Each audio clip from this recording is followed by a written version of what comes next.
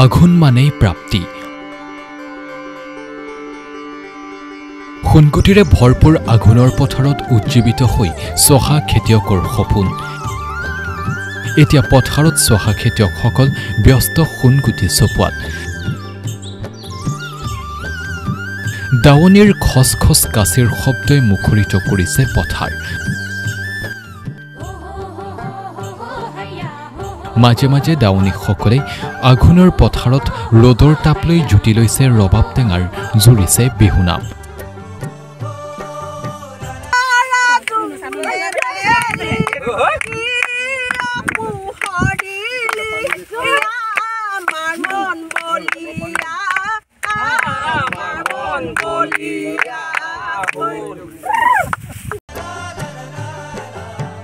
এই দৃশ্য বোকাজানৰ কাঠকটীয়া গাঁৱৰ।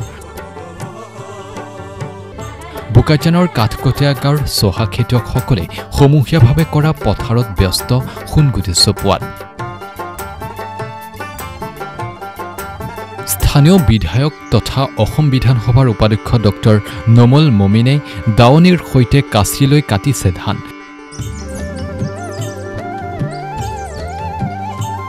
বিধায়কগৰাকীক কাষতে পাই দাৱনীসকলে জুৰিছে বিহুনাম।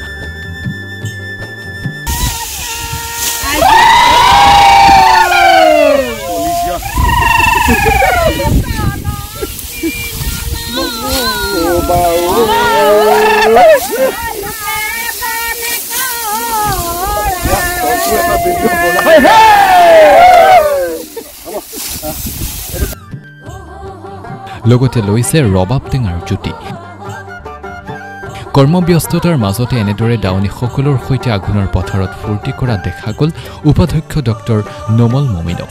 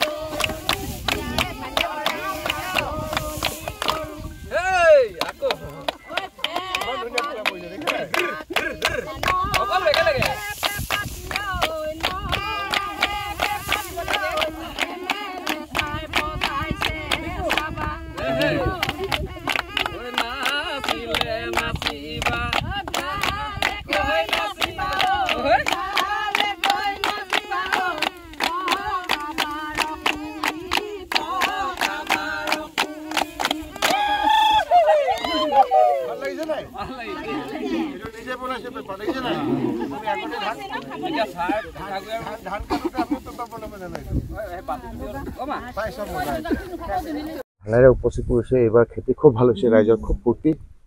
দাৱনীসকলৰ লগত খন্তেক সময় মই অতিবাহিত কৰিলোঁ। তেখেতসকলৰ লগত ৰবাব টেঙা আৰু লগতে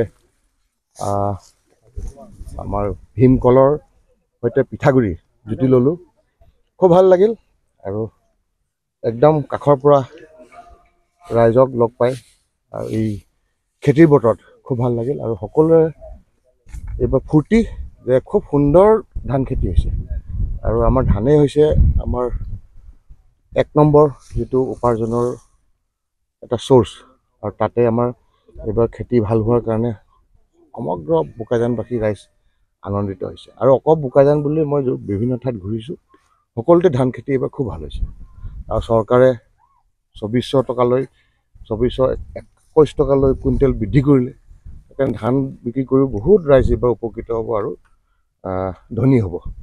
মই খুব ভাল লাগিল যে ৰাইজৰ লগত থাকি তেখেতসকলে ইমান ধুনীয়াকৈ ৰবাব টেঙা নিজেও গুচালোঁ, গুচাই মেলি চবেই মিলিজুলি খালোঁ। এইটোৱে হৈছে গাঁৱৰ পৰিৱেশ। ধান কটা আমাৰ সৰু ল'ৰালি কালৰ কথা মনত পৰি গ'ল।